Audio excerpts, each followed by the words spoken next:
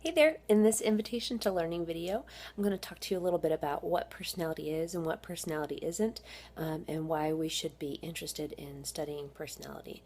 So, the first thing I want to talk to you about, and remember these are meant to be short videos, so they're not going to take the place of your textbook or your reading or any of that sort of stuff.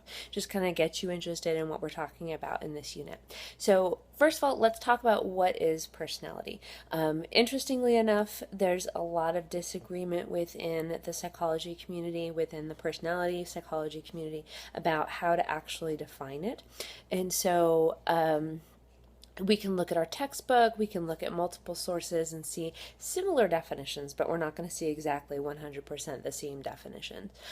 So what I would say is that our personality is the consistent traits and behaviors that make us different from other people. And so a lot of times I joke with my students that, you'll ask, why do people's personalities change when they go to different places or things like that? And I would counter, well, their personality doesn't change. It's actually their observable behavior which changes. And while a lot of times observable behavior can be an indicator of personality, it doesn't always mean that that's the person's personality. They may be behaving in that way because of, social reasons, because of the environment that they're in. And so to me, personality, and this always makes me laugh, is how we would behave at home in the dark with no clothes on, with nobody watching. So think about that. Like, if you were able to do whatever you wanted without anybody, observing you, not having to worry about how other people would see you, then what you choose to do, how you choose to behave, what your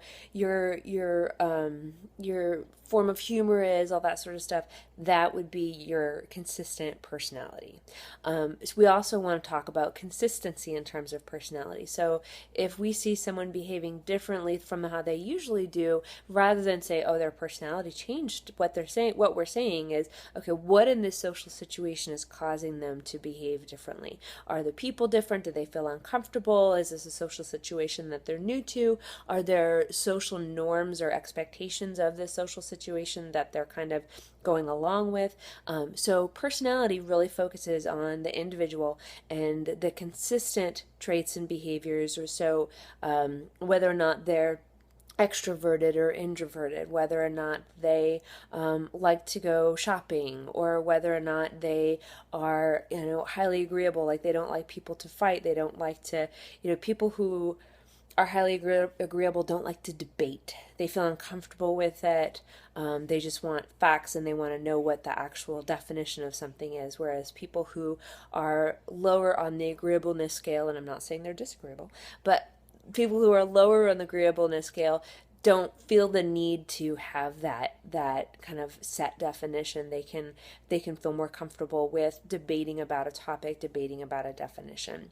So this semester, what we're going to be looking at is some different theories that people have come up with throughout history about how does that personality develop. So where do we get it? Is it from our environment? Is it from genetics? One theorists that we'll even look at will talk about the evolutionary basis of personality. So we'll see lots of different theories as to what personality is and where it comes from. Your job this semester is to learn about those theories, but also to really sit and kind of think to yourself, okay, what's my theory? Because we all have a theory of how does personality develop. So you want to be thinking about that as you're going through the different chapters, and you can create what we call an eclectic theory of personality, which is where you kind of pick and pull from each of the different theories. Like, okay, I like this piece of Freud's theory, but I like this piece of Horney's theory. And once we get to that chapter, that's how you say her name. It's not Horney, it's Horney, even though it's kind of interesting because she was rather, we would probably say, a slut. She was kind of loose in terms of her sexuality. There were not many male professional psychologists around at her time that she did not sleep with, but I digress. Anyway, so we can pick and pull from each of the theories and kind of say, like, okay, I really like this piece of this because that goes along with how I see people. So throughout the semester, you really want to be saying to yourself, like, okay, what's my personal eclectic theory in terms of personality development? What is personality? What makes it up? And where does it come from? Thanks.